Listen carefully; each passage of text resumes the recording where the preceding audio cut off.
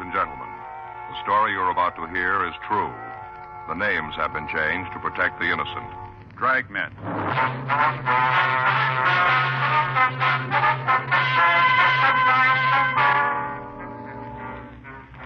You're a detective sergeant. You're assigned to robbery detail. You get a call from the Georgia Street Hospital. A woman has been brought in to receive emergency treatment. She says she was kidnapped and robbed. Your job? Investigate.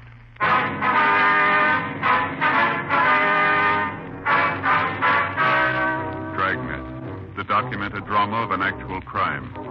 For the next 30 minutes, in cooperation with the Los Angeles Police Department, you will travel step by step on the side of the law through an actual case transcribed from official police files. From beginning to end, from crime to punishment, Dragnet is the story of your police force in action.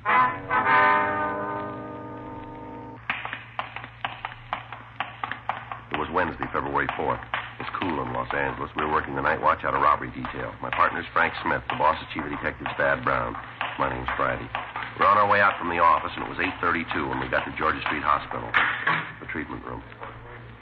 Dr. Hall? Oh, hi, Frank. Be right with you. Excuse me. Certainly, Doctor. Hi. Hi, Doctor.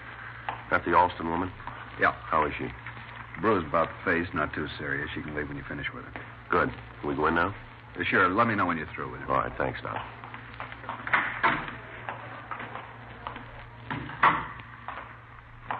Miss Alston? Yes? We're police officers. This is Frank Smith. My name's Friday. How do you do? I do, ma'am. Doctor just told us that you could return home when we finish questioning you, so we'll try not to keep you too long. Thank you. I don't really hurt much. I was more frightened than anything else. Yes, ma'am. Would you like to tell us what happened now? I stopped at a signal at Washington Boulevard in Normandy, and suddenly the car door opened, and a man jumped in the car. I was scared, and I let out a yell. Mm-hmm. Which door did he open? Well, on the passenger side. He got right in the front seat beside me. All right. He had a knife in his hand. He said not to scream or he'd stab me. Put the knife right against my ribs, right here. Mm-hmm. Then he said to drive straight ahead. I did. We went a couple of blocks, I guess it was, and then he said to stop the car. When I pulled over the curb, another man got in the car, in the back seat. Mm-hmm. The one with the knife told me to get in the back seat. And when I did, he gave the knife to the other man. Then he started to drive. Mm-hmm. And the man in the back took my purse from the front seat and started going through it. I don't know why I did, but I grabbed for it. It was a mistake. Mm-hmm. He slapped me real hard. He said that was just a sample. That I'd get some more if I didn't just sit quiet. He took the money I had in my billfold, and he grabbed my arm. He twisted it so I had a watch on. And I hesitated when he told me to take it off, and then he hit me again. He took your watch, too, did he? Yeah, and my ring, too. Can you give us the serial number on the watch? Yes, I have it written down at home. We need a description of the ring, too. All right. Would you go on, please? Sure, I'd wind up as a picture and a headline in tomorrow's paper, one way or the other. How do you mean that? Well, he was driving like a maniac. He's breaking all kinds of laws. Yes, ma'am. Then I thought, well, maybe this might be a good thing, his driving like that. I mean, because a police car started chasing us. I could hear the siren, and I thought I saw the red lights flashing. Mm-hmm. I was hoping they'd catch us, but, well, somehow we got away from them. This man took so many chances and all. No wonder we didn't smash up sooner. You mean that you did have an accident later on? You don't know about that? No. Well, after he got away from the police car, this man kept driving real crazy and dangerous. Finally, we went down a dead-end street. He put on the brakes, but it was too late, and we smashed into a wall of some kind. Yeah. And they got out of the car, and they started running. I started screaming. Mm-hmm. Well, anyhow, some man came out of a building. I told him what had happened, and he called the police and the ambulance. Here I am. Still some shaky, but thankful it wasn't any worse. Can you give us a description of these two men? Well, not much, I'm afraid. That makes me feel pretty stupid, too. What do you mean, ma'am? Well, I'm always doing those observation tests in magazines. I could get real high ratings, and when I'm up against the real thing, I fail miserably. Can you give us a general idea of their age, their coloring, their height, the way they were dressed? I don't think they were too old. Maybe around 20 or so. Mm-hmm. They had dark hair. I can't tell you how tall they were. The only time I saw them standing up was when they ran away from the car. I see. As I remember, the one that drove had on a sport coat, tan color. And the one in the back had on a brown suede jacket. You know, the kind with the knit cuffs and the collar and the waist. That's about all I can remember. I'm sorry. That's all right, Miss Alston. We appreciate the fact you're under a pretty bad strain. I really thought they'd kill me. Yes, ma'am. You remember if they were clean shaven? You mean, did they have mustaches? That's right. No, they didn't. Well, you remember if either of them had any scars or marks on their faces, anything distinguishing that might help us identify them later? Well, if they did, I didn't see any, but... Well, there was one thing. I don't know if it means anything. Yeah. The one that was driving had a bandage on his thumb. I could see that because he held the steering wheel up near the top. On which hand? The right one. It was all wrapped up, you know, all around, not just an adhesive kind. Mm-hmm. I'm sorry I can't give you more information. That didn't make me happier than for you to catch them. Especially the one that kept hitting me, the one in the back seat. Yes, ma'am, we understand. I think he enjoyed it. He'd grin when he did it. After I made the mistake of grabbing for my purse. I tried not to give him a reason to hit me again. It didn't help. He just hit me when he felt like it. No reason at all. Really wouldn't have made any difference what you did, ma'am.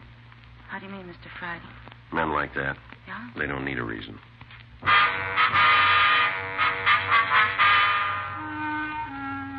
We continued to question Gwen Alston, but she could add nothing further that would aid us in identifying the suspects.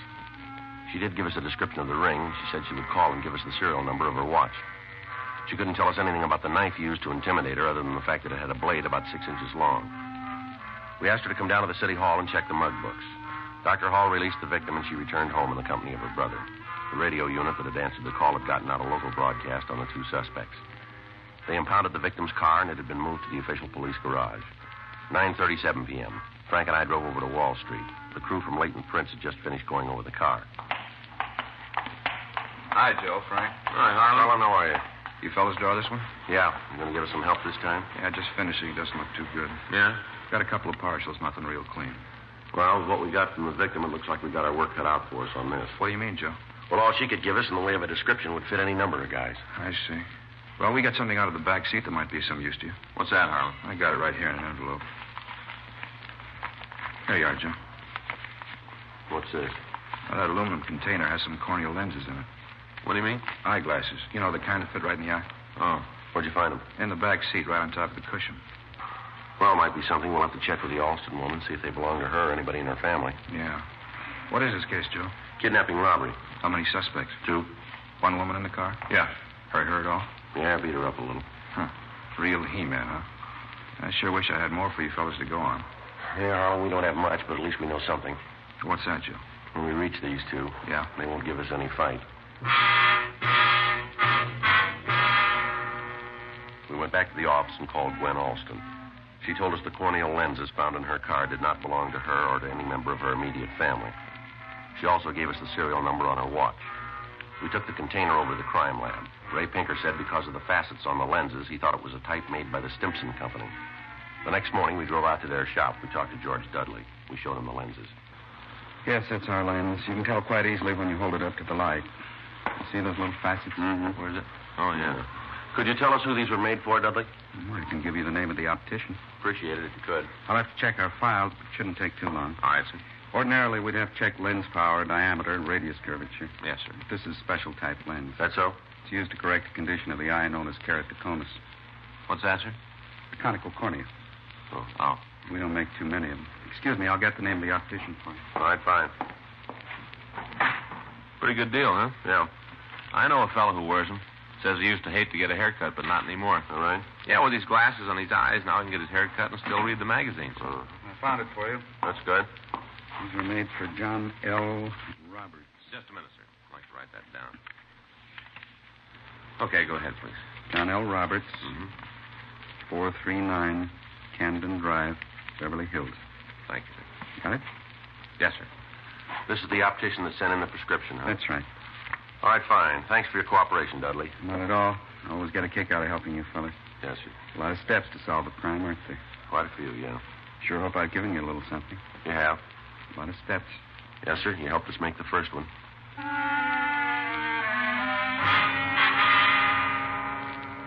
We drove out to Beverly Hills and we talked to John L. Roberts. He checked the prescription number against his files and gave us the name and address of a Robert Briarton as the man he had fitted with the corneal lenses.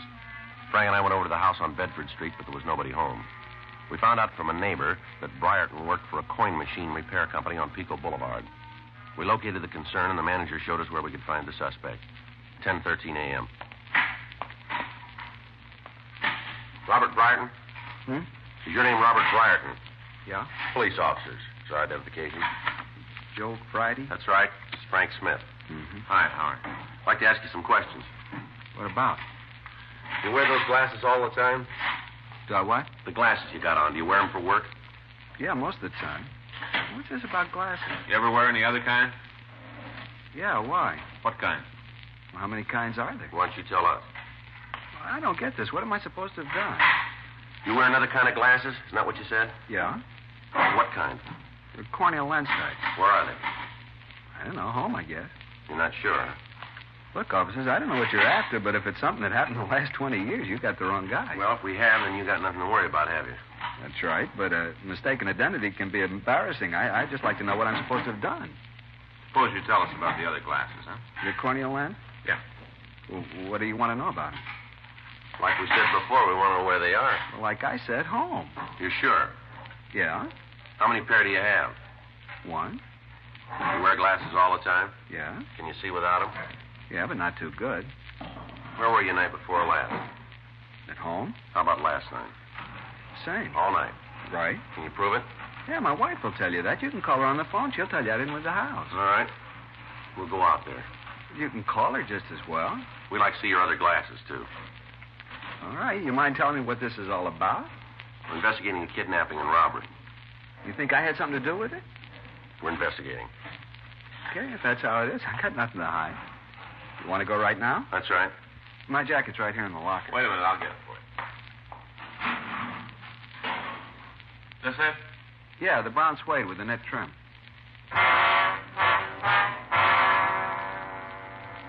We took Robert Briarton with us, and we drove out to his home. On the way, he continued to deny any knowledge of the crime. Because the victim, Gwen Alston, had been unable to furnish us with much of a description of the suspects, it was difficult to determine whether or not Briarton was one of the men. He had dark hair. He was in his early 20s. The suede jacket he wore checked out. 11:07 a.m. Anna? Anna? Guess you didn't hear. It's all right. We'll wait for her. Now, I've been trying to make up my mind whether I should be mad or not. I know you're only doing what you have to, so I guess there's no need to get overheated, but I'll say it again, you got the wrong guy. Well, if we're wrong, we'll admit it. Just hope this doesn't put me in bad down at work. No need for it, too, if you're innocent. I suppose so. You want to sit down? I don't know just when my wife will get back. If you don't mind, we'd like to see your other glasses now. Oh, sure, I'll get them for you. Where are they? Well, I usually keep them on the bedroom dresser when I'm not using them. All right, we'll go with you, all right? Sure. Hope she made the bed. She's a pretty good housekeeper, but sometimes she gets a little sloppy about it. Yeah. I swear they were right here on the dresser. Yeah. I haven't had them too long. I switch off with these that I'm wearing. Did you wear them yesterday? Yeah, but then they should still be on the dresser. I don't know where they could be. Well, maybe we can help you. What do you mean? Who's back there? Anna? What are you doing home? Honey, these are police officers. This is my wife. I do. How you doing, ma'am? What are they doing here? We'd like to talk to you, Miss Briarton. About what? Now, don't worry, dear. But what's it all about? Would you like to step out in the other room, please? It's all right, dear. I don't understand this. Listen, do. Can you tell us where your husband was Tuesday night? He was home with me. How about last night? He was here all evening. You sure? Well, yes, he came home from work and stayed in all evening. Oh, I see. What is it? Police business. You think Robert had something to do with it? Yes, we do. When did this happen? Last night. I told you he was home all evening. That may be true, but these corneal lenses were found in the victim's car. They belong to Robert? That's what his optician told us, yeah. It's all wrong. Well, the victim was beaten by a man who wore a jacket, brown suede with knit trim. That's the kind your husband owns, you know. But he wasn't out of the house, I tell you. I'm afraid we'll have to take him downtown. No, he didn't do it. I know it. I'm sorry, Miss Briarton.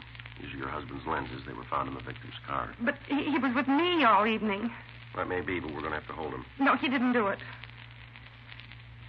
It was Gordon. Gordon who? I let him wear Robert's jacket last night. Well, who's Gordon? My brother.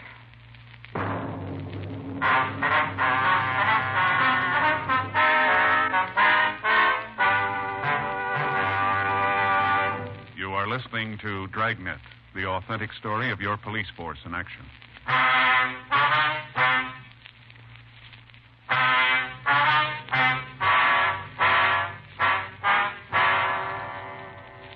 Mrs. Briarton went on to explain that she let her younger brother take the suede jacket the previous night. She also told us that the boy was living with them while he attended school. After questioning her further, we learned that Gordon Heddig had been in trouble with the police before. We called the office and asked Jack Crowley to check the name and description through R&I. We also asked that if he came up with a record, he'd have Harlan Stahl compare Heddig's fingerprints with the partials found in the victim's car. Frank and I got the address of the school that the boy was attending, and we drove over to see him. We waited in a small office while the school authorities located him. Well, Miss Alston was right about what she told us. What do you mean? Well, she said she couldn't give us a very accurate description. Yeah. She said the ages might be around 20 or so. Mm-hmm. Not many high school students look 20, not even seniors. Yeah, that's true, but according to what the Briartons told us, this could be the boy. Yeah, that's right. Come in. Come on in, son. Close the door. You Gordon Heddig? Yeah. Police officers, Heddig. What do you want me to do? Stand at attention? I told you once to come on in. Now, come on over here. Sure, but remember where you are. These ain't soundproof walls. I don't play tough with us, son. Sit down there. Always the orders. Always tell you guys what to do. Sit down, stand up. You're all the same. Never get off a guy's All right, now, back. just keep still. I'm sitting in school trying to learn something. You got to come around and jerk me out of class. Why don't you wait until General Assembly if the whole school in on it? You don't care what you do to a guy's reputation. That's what you think, is it? Yeah. Now, listen, son, we never heard of you before today, but we're finding out fast. The way we got it, you've gone way out of your way to make your own record, and you didn't do it in the classroom. We've got a good reason to be here. If you're innocent, you won't have to worry about what anyone in this school thinks. You don't sell me, mister. We don't have to, son. If you're clean, it's like we never met you. But I'm going to put it right on the line for you. The way this thing shapes up right now, we think you already bought yourself another hunk of trouble. Figures. I'm made before I go in. That's where you're wrong, kid. Nobody's going to tag you with a bum beef. You give us the right answers, and like my partner said, we never met you. All right. What do you want from me? You can start by telling us what you did last night. I went to a show. Where? Downtown. What time? Oh, around 7, I guess. Who was with you? Nobody. I went by myself. What was the name of the theater? The Dawn. What'd you see? What pictures? Yeah. I don't remember right off. One was a Western. It was about spies. You're all by yourself. I said so, didn't I? What time did you get out of the show? Around 10, I guess. What'd you do then? Went home. What kind of clothes did you have on last night? What do you mean? What were you wearing? Oh, jacket, sports shirt, usual stuff. What kind of jacket? Suede. Belong to you? No, my brother-in-law. Mm-hmm. How'd you get out to Washington and Normandy? To where? Washington and Normandy. I told you I was downtown. Say, what is this? You tell us. You were in that car, weren't you? What car? The one you beat the woman in. Oh, you're crazy. Who was with you? I told you I was alone. What more do you want? The name of the person that was with you. I don't know what you're trying to tag me with, but you're not going to make it this time. I told you I was at a show by myself. How do you think you can prove I wasn't? We found the lenses you lost from the jacket pocket. Boy, this gets wilder all the time. I was sitting in the show last night, that's it. In other words, you don't want to tell us about it, is that it? About the show. All right, Heddick, you play it your way. It's going to take us a little longer, that's all. Same old story. Don't make any difference what I say. You know I got a record, so I'm guilty. Don't make any difference. Either way, I'm the pigeon. No, you're wrong. Not with us, Heddick. Oh, come on. I just didn't fall off the Christmas tree. There's only one way we want you. Yeah? If you're wrong.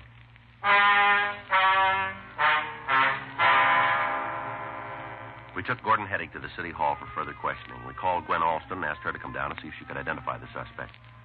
Harlan Stahl said the suspect's fingerprints matched the partials found in the car, but there weren't enough points to build a case on. 2:47 p.m. Frank and I had the suspect brought to the squad room. Why don't you give up? I ain't going to cop out to something I didn't do. We don't expect you to, but we still want to know how a container with your brother-in-law's lenses could be found in the backseat of a victim's car. Now, they were in his jacket, and you wore that jacket. Isn't that right? Don't ask me. I was at the show. Yeah, so you said.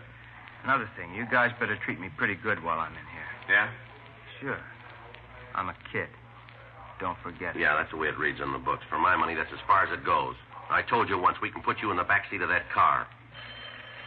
I get it. Robbery Friday. Right.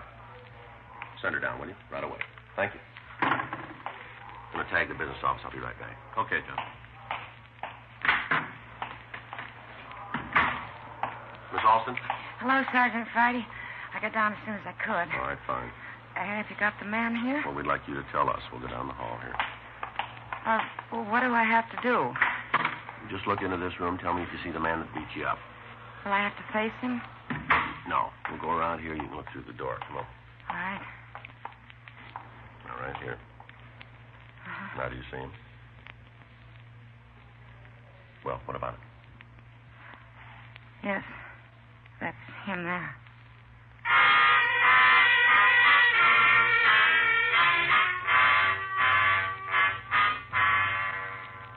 We confronted Gordon Heddick with the fact that he'd been positively identified by the person he had beaten and robbed. He still refused to admit any knowledge of the crime. We booked him on Section 700 Sub M, robbery. A check was made of the FI cards in an attempt to identify the person who'd been with Heddick the night before. We called Newton, University, and 77th Street divisions. When we checked with Central, a clerk went through the files and found that the suspect had been stopped at 9th and Main Streets at 10 p.m. the previous night. Frank and I went over to the First Street station. It's the FI card you wanted, Sergeant. Thank you. Mm-hmm. Well, here's what we're looking for. Yeah? Wasn't alone. A person by the name of John Burko was with him. Officer make a card on him, too? Yeah, I got it here. What about the other guy? Thank you. John Burko, B-E-R-K-O, age 19, 506 Holt Avenue. Yeah. Something else in the back here that checks out. What's that? Notation the officer made. Yeah. Burko's right thumb was bandaged.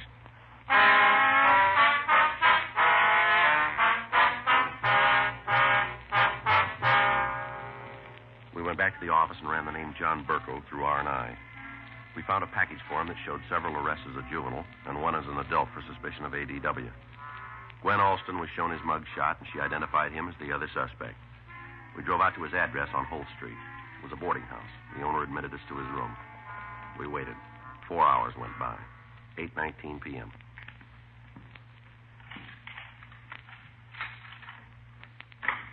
All right, Burko, hold it right there. What? Police officers, get your hands over your head. Come on, move. Sure. Over the door. Come on. Hands up on the door. All right, now hold it right there. All right. Okay. He's clean, Joe. What's the pitch? Come on, turn around. Get your hands behind your back. All right. Take it easy with my thumb. I think I got blood poisoning. Yeah. Now, you want to tell me what this is about? A friend of yours sent us over to get you. Says you always work together on everything. He's kind of lonesome without you. Who are you talking about? Heddick. He sent you here. He copped out to you? All right, let's go. What did he say? You figure it. We're here. That Fink. Big talk about how he'd never cop out to anything. Never admit nothing. Well, that's the way it is when you get mixed up with young squirts. All right, let's go. Lousy punk. Suppose you know how he beat up that woman. Yep. Should have heard him afterwards, laughing about how he hit her. Should have figured he'd cop out if he got nailed. No guts.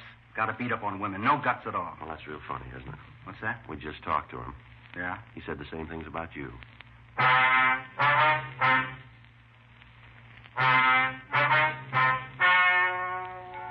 The story you have just heard is true. The names were changed to protect the innocent. On June 9th, trial was held in Department 97, Superior Court of the State of California, in and for the County of Los Angeles.